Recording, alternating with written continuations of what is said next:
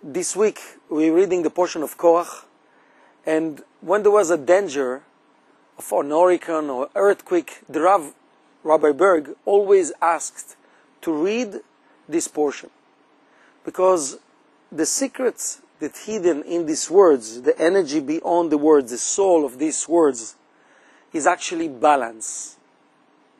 What is balance? Balance is when you have a conflict and you reconcile the conflict. When there is an hurricane, it's because there is differences of pressure. We need to bring balance, because if we don't, then the balance become very aggressive. We all have different opinions. Doesn't mean that I have the absolute truth. We all have part of the truth. The secret is how to connect with the other person, or how to connect with myself, because in each one of us there is two sides.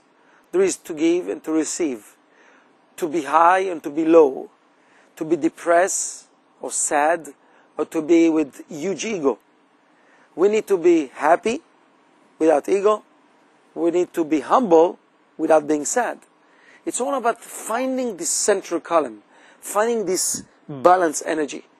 To find this balanced energy. Obviously, this is a long conversation. The Zohar talks about a lot of secrets related to it. But the whole thing is that we need to know the window that we're dealing with.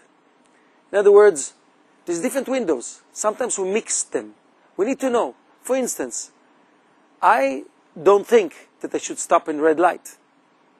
But the fact that I don't think so, maybe it's the most important, amazing revelation. But I should respect the rules, stopping in the red light still. But as far as opinions, I shouldn't just be like a person that follow without thinking, etc. No, I should think, should ask questions. That's the only way to understand things better.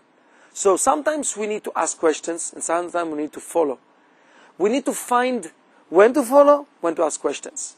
We need to find how it goes, to reconcile things together, all these paradoxes, all this contradiction that there is inside of us. It's about finding the central column. The central column is the light.